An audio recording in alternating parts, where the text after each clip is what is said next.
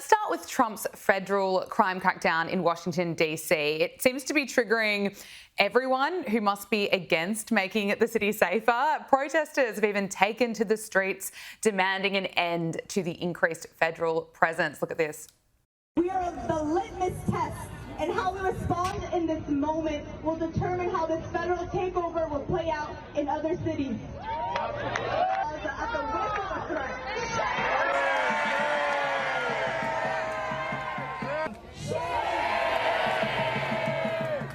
Why has Bowser allowed D.C. to be a playground for white gentrifiers and developers at the expense of the native population? So we say, DCAT, you say, fight back. DCAT, fight back. DCAT, fight back. DCAT, fight back. DCAT, fight back. DCAT, fight back. DCAT. I said, let me hear y'all say, stick together. When we talk about freeing DC and defending DC and all these things, we have to talk about the solutions.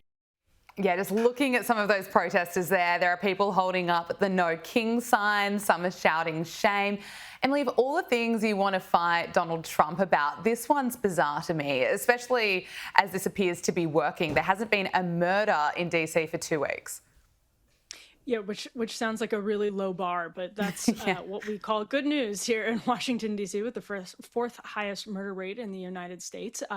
Even though, as people say, it appeared the statistics were going down on crime, that the crime rate was going down over the course of the last year. The D.C. Police Union disputes that, but they do believe, just over the course of the last several days, that we are down. Actually, we're down on crime. I've lived here for over a decade. It does feel like there has been an improvement in the city, and those protests are largely not made up of people from some of the worst neighborhoods, the hardest hit neighborhoods in the city. Now, of course, every neighborhood in DC has been touched by crime. It was really, really high in the 90s and the early 2000s, but it has remained high for the federal city, for the capital of the United States of America. People have gotten used to it, but it is especially bad in some of the neighborhoods where you aren't seeing these massive protests. In fact, what you've heard from some of the people in those neighborhoods is that they'd actually like to see more. They would like to see more organization. They would like to see more federal help, and they'd probably like to see it for the long term too, not just on the temporary basis that Donald Trump's federal takeover is operating on right now. So yeah, the polling shows that some people here in DC disagree. Most people here in DC disagree with what Donald Trump is doing, but that's different than whether they think that something badly needs to be done. And every single person in the city, for the most part, will tell you something desperately needs to be done, even though some of them are too proud and anti-Trump to admit that. Well, there you go. Now, the White House Deputy Chief of Staff, Stephen Miller, says the results of the investigation into DC crime stats are going to shock the public when it's released, including that murders have been recorded as accidents. This is what he had to say today. Additionally, and the president spoke about this before, we've uncovered, in the process of uncovering, a massive scandal in Washington, D.C. with the doctoring of crime stats. And the Department of Justice, under the Attorney General, is leading the effort to uncover this. But when we ultimately share the results, it will stun you. The extent to which, even though D.C. had the worst crime in America, honestly measured, it dramatically understated how bad it was. There's even accusations that murders and homicides were reported as accidents instead of murders. I mean, this is how severe the manipulation of the crime data has been in this city, and it will all be uncovered and it will all be brought to light. Emily, I mean, you're in DC. How shocking is that to you that we're hearing that murders have been reported as accidents?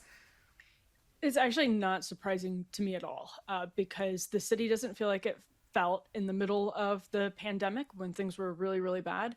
But honestly, having lived here for over a decade, the numbers did not seem to reflect reality. And these investigations actually predated Donald Trump's federal takeover of DC. So the DC Police Union, again, which represents the union that represents people in the Metropolitan PD here in Washington, have said that this was going on for quite some time now. There's actually already steps taken in these investigations to suspend people who are suspected of manipulating the crime data. I doubt that DC is the only city experiencing this, but I hope that through this investigation, which has now taken on a much heightened sense of gravity because of the federal takeover, other cities are shown very clearly that this is going to come to light, that you cannot get away with hiding this information in the long term, because when you hide the information, it means that some of these progressive policing experiments that have played out in American cities over the last 10 years that have ended in disasters, so much so that even people like London Breed in San Francisco, where people were championing these policies, even here in DC, Mayor Muriel Bowser were championing some of these left-wing crime policies. Even they have had to admit that that was a bad idea because the experiment ran. But the more you can hide the information and obscure the information, the more you can get away with continuing to acquiesce to the activist class on the left. Well, Chicago and New York City are set to be the next targets, I suppose, of Donald Trump's crime crackdown. There are reports that military officials are planning the deployment of a few thousand National Guard members to Chicago. Now, Chicago, of course, recorded more than 500 homicides last year, the most in the country. Yet Democrats like J.B. Pritzker and the governor of Illinois is fighting against this. Of course, they don't like anything that Donald Trump does. And I suspect, Emily, that we're going to see more protests, just like we've seen in D.C.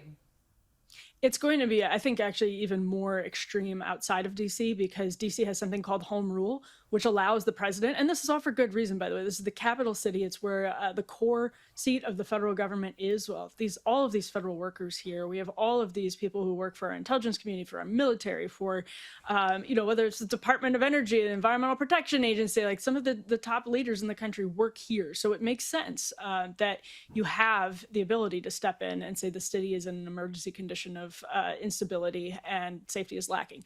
Now, on the other hand, we do have posse comitatus here in the United States, and a tradition that we don't allow the military to do civilian law enforcement. And so if the Trump administration can find a way around that, which is in legal limbo right now in Los Angeles, for example, if they can protect federal buildings, if they can protect federal officers, those sorts of things, they can come up with a legal rationale for it, possibly. And if that's the case, then they will absolutely do it. Donald Trump will absolutely do it. And the left is going to lose their mind on another level, because I think particularly the home rule doesn't exist in other cities. Yeah, we'll stand by for that. Now, let's talk about Kilmar Albrego Garcia. He has been arrested by ICE officials. And just to recap, the DOJ says that he is a member of the El Salvadorian gang MS-13. He entered the United States illegally. He's also been accused by his wife, I should say, of beating her in the past. Now, the left have kind of painted him as this hard-working Maryland father. Now, he was set to be deported again, this time to Uganda, but a federal judge has blocked this. Just quickly before I get your take on this, Emily, the Democrats, they just love singing when they attend a protest, and they've been out wearing pink this time, singing as loud as they could, demanding the release of Kilmar Albrego Garcia. Look at this. Kilmar is our neighbor. You can't have him, Trump. No! Kilmar is our neighbor. You can't have him, Trump. Yeah, I'm actually lost for words. I don't even know what to make of that kind of protest. But Emily, this case has been drawn out. It's been a bit of a flashpoint for the Trump administration. What's your take on the developments so far, and what's likely to happen here?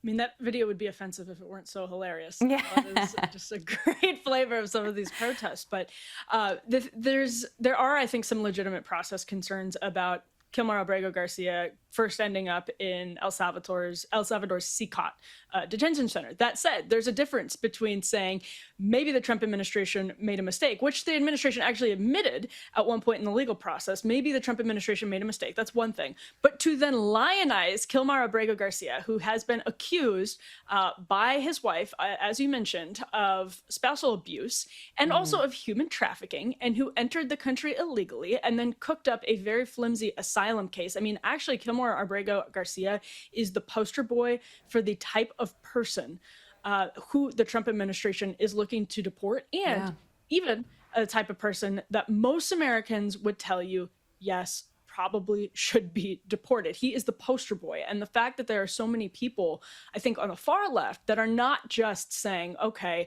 Kilmar Abrego Garcia, some legal mistakes were made. They're saying this man is a martyr. Even some mainstream Democratic senators like Chris Van Hollen of Maryland are lionizing and martyrizing Kilmar Abrego Garcia. And that is so completely out of touch with where most of the country is. And it's immoral, too. Yeah, it's completely insane.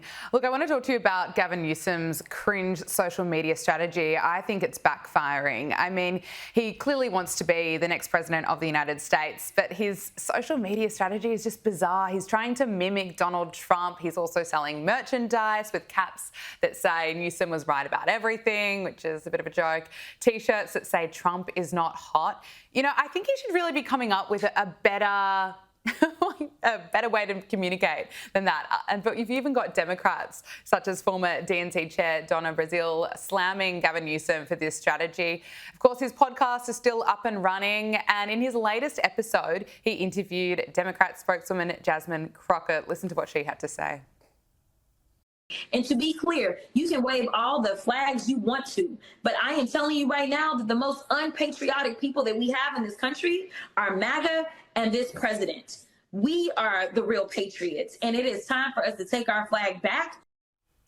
Emily, after the election last year, Gavin Newsom said that he wanted to learn where the Democrats, where they went wrong. And he spoke about essentially wanting to potentially win people back over.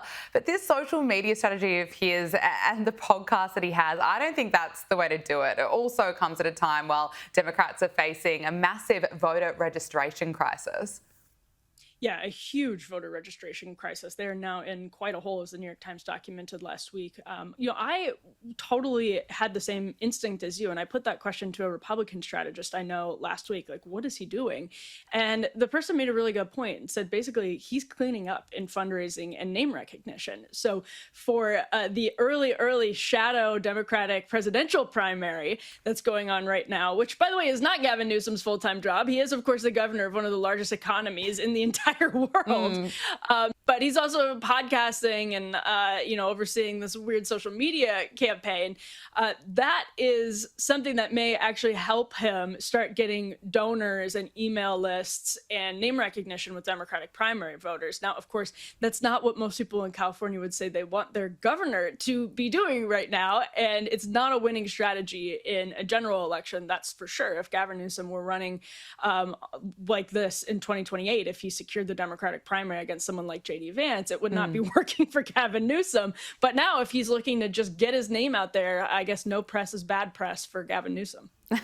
Yeah, I think he needs to go back to running California. I think California needs a lot of help, especially after those fires at the start of the year. The unemployment numbers are crazy. You've got the homelessness crisis. There are so many issues in California that I think Gavin Newsom should get back to work as opposed to hosting this podcast. But hey, let's keep following what he does.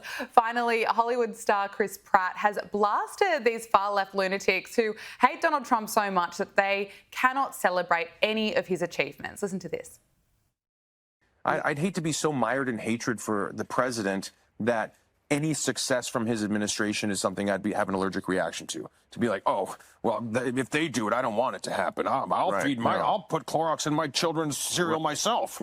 It's like, come on, be reasonable here. There's certain things that would be a good thing to have. I want them all to be successful.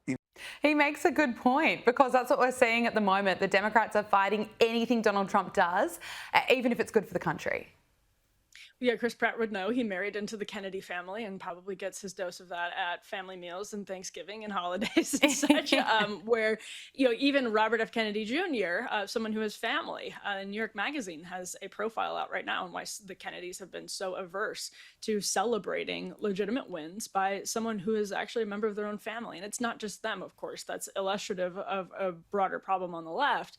And it didn't just come with Donald Trump. This is a problem that Americans had been dealing with as polarization increased in the last 10 to 20 years before Trump even.